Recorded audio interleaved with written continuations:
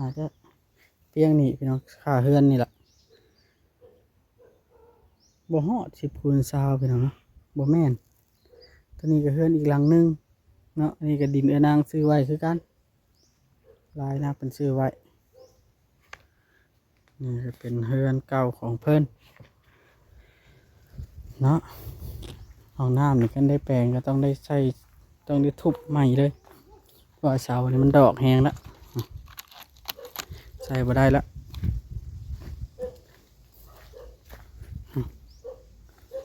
เพิ่นก่อเพิ่นบ่ได้ตอกช่างใส่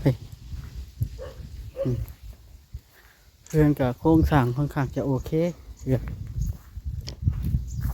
ค่อนข้างจะโอเคอยู่โครงสร้างมันเป็นยังไงเนาะโครงสร้างโอเคแล้วก็อีกอย่างมันกำลังใหญ่พอสมควรแต่ว่าหลังคาอีกอย่างมันชอดไปแล้วถ้าได้อยู่นี่ก็คือสิดีพี่น้องเนาะคันเพิ่นถ่ายให้ขึ้นนะอันนี้ก็ได้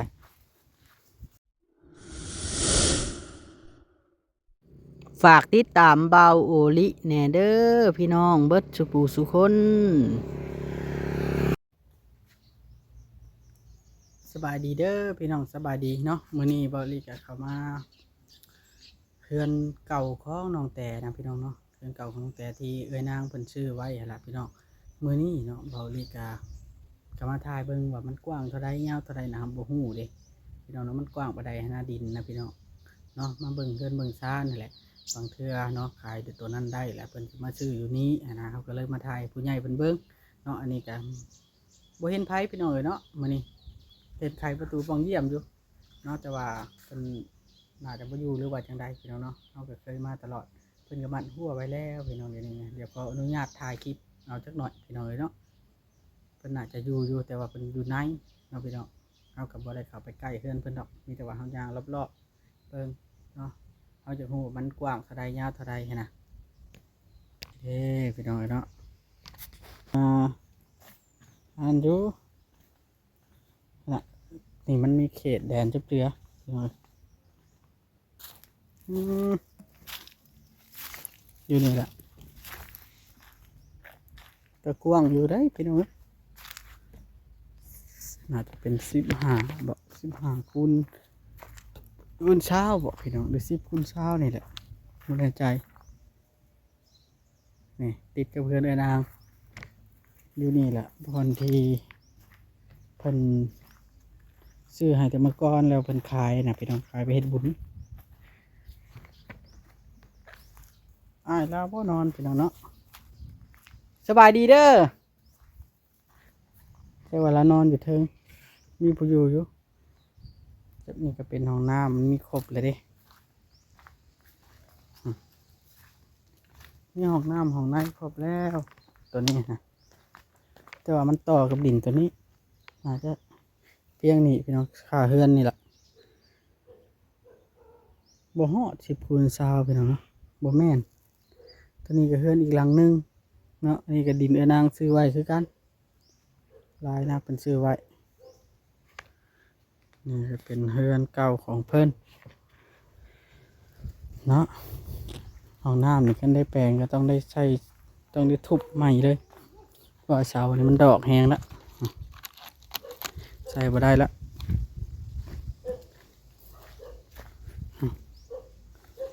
เพิ่นก่อเพิ่นบ่ได้ตอกช่างใส่เพื่อนกับโครงสร้างค่อนข้างจะโอเคค่อนข้างจะโอเคอยู่โครงสร้างมันเป็นยังไงเนาะ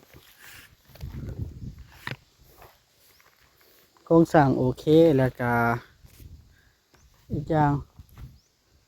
มันกำลังใหญ่พอสมควรแต่ว่าหลังคาอีกอย่างมันชอดไปแล้วถ้าได้อยู่นี่ก็คือสิดีพี่น้องเนาะคันเพิ่นถ่ายให้ขึ้นนะอันนี้ก็ได้กว้างเติบพี่น้องดิน้ำสางตัวนี้น่าจะเพแล้วเนาะดิเป็นบริปิดไว้น่าจะเพแล้วมาบุญวังเก่านี่ก็ได้ยามนี่เป็นห้อนช่ำพี่น้องเนาะห้อนครับเดี๋ยวเบาอีกที่เข้าไปเบิ่งก่อนดินที่ผู้ใหญ่ซื้อไว้ให้ เท่าทุทีลูกชายของเบาหลีนะพี่น้องเนาะแม่แอนนาเพิ่นซื้อไว้ให้เมื่อก่อนแต่โดนๆแล้วล่ะพี่น้องเนาะเราก็บ่ได้ประมาทดื่มบุญคุณเพิ่นได้เฮาฮู้บุญคุณเพิ่นบ่อยู่พี่น้องเนาะเอ้ยนางว่าสิมาคุยกับเรา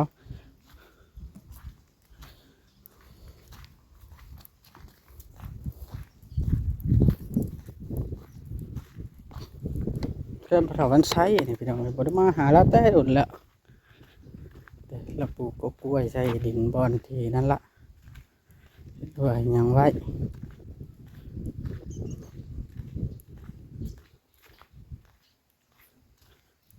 แล้วน่าจะบ่อยู่นะพี่น้อง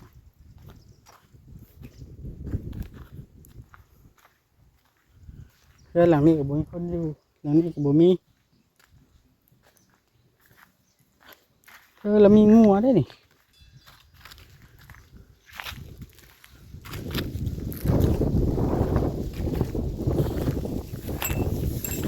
มีงัว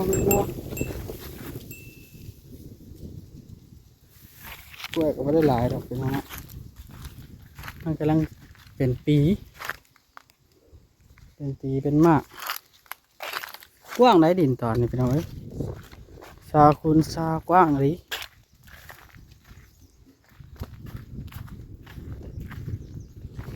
พี่แล้วมันหอดพี่ไปฟูกว้างอลีรอเลยล่ะเป็นชื่อเดินมาแถวแก้วกับบัวเห็นน้อยนะเดี๋ยวนี้หยอกน้ำก่อน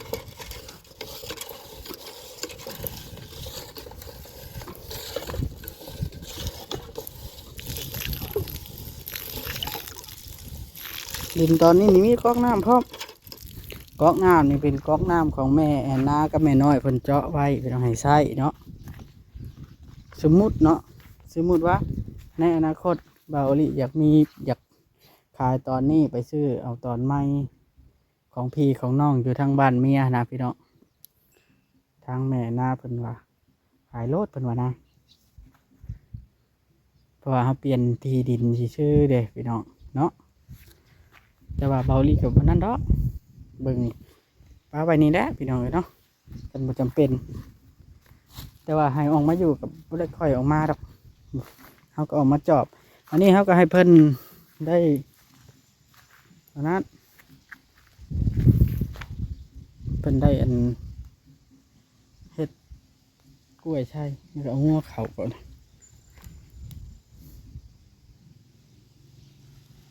พอสมควรอยู่พี่น้องเนาะตอนนี้ก็ได้ห้องน้ำห้องในแม่แอนนาก็ให้แม่ตู้อยู่นี่นะแม่ตู้แก้วนี่บ่เห็นเพิ่นดินตัวนี้ก็เป็นพระอาจารย์ชื่อให้เบาลี่และเป็นสะพานบุญให้เพิ่นห้องน้ำตัวนี้สาบแล้วมันก็งามล่ะพี่น้องห้องน้ำสีฟ้าสีมันชดเพื่อนนี่ก็เป็นเพื่อนชาวเทืองเพื่อนคนใหญ่ออกมาใหม่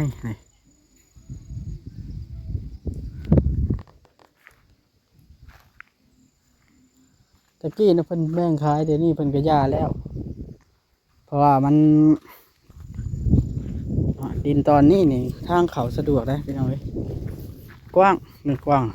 เพียงดินเพียงแหละนะ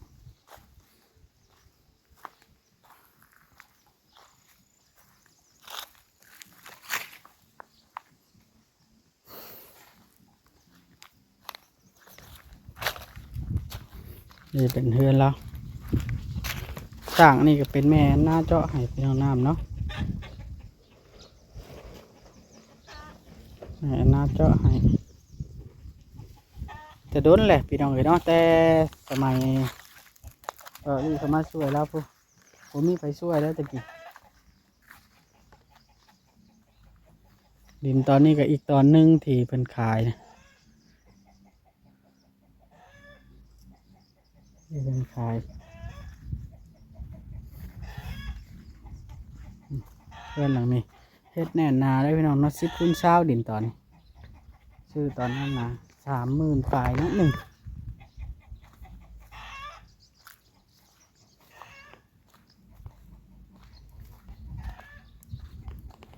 เวลาเบาลีก็มา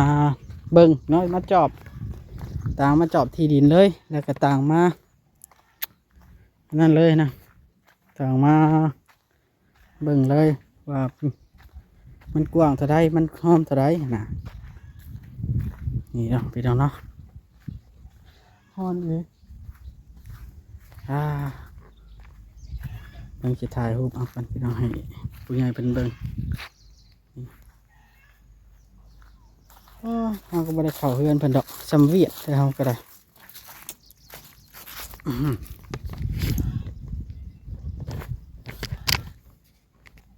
พี่น้องสบายดีแค่หนึ่งเด้อพี่น้องเนาะสำเวียดเบาลี่ก็ได้มาจอบพี่น้องเนาะมาจอบเบิ้ง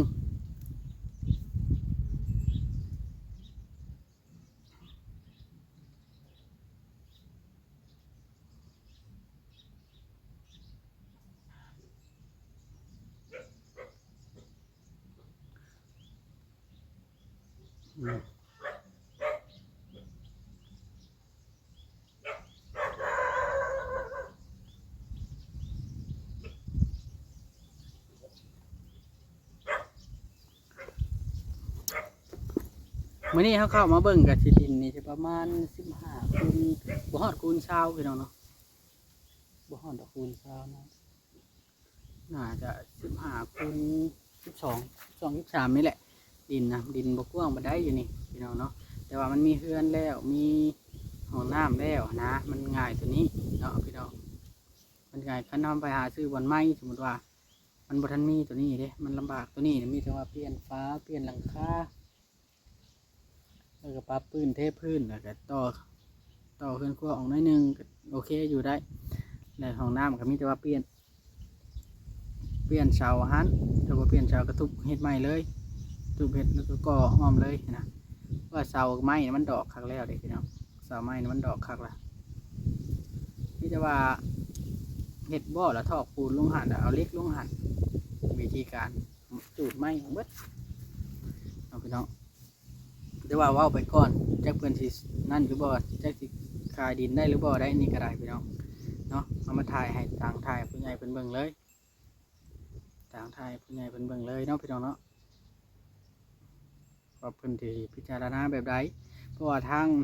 ผู้เพิ่นชื่อดินกับผู้เฮือนอยู่บ้านโน้นสันนะเพิ่นอยากให้เบาลิถ่ายอยู่พี่น้องเนาะมื้อนี้ก็น่าจะบ่ได้เข้าไปพังเมืองอื่นเบาลิสิเข้าไปถ่ายอยู่บ้านโน้นสันอีกเทื่อนึงว่าความคืบหน้าเป็นยังไงแล้วสิได้ขายบ่หรือว่าจังใดนะเราต้องไปเบิ่งเรื่อยๆได้พี่น้องเดี๋ยวนี้มันเป็นเวลาจังโมงแล้ว12:40ล่ะพี่น้อง12:40แล้ว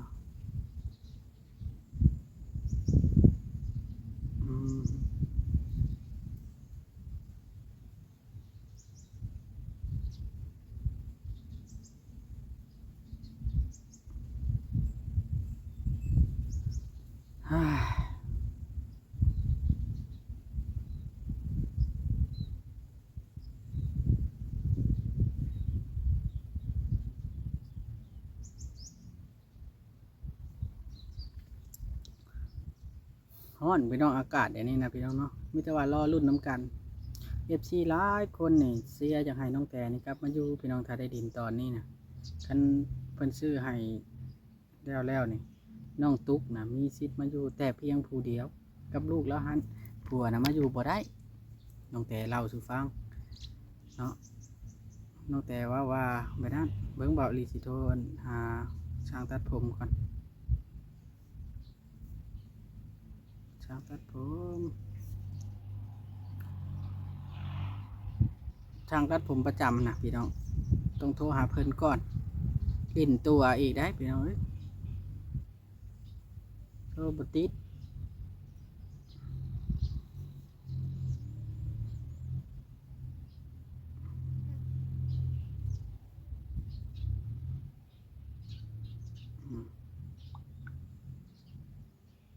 น่าจะบ่เปิดเน็ตทีเถอะเอาโอเคพี่น้องเนาะ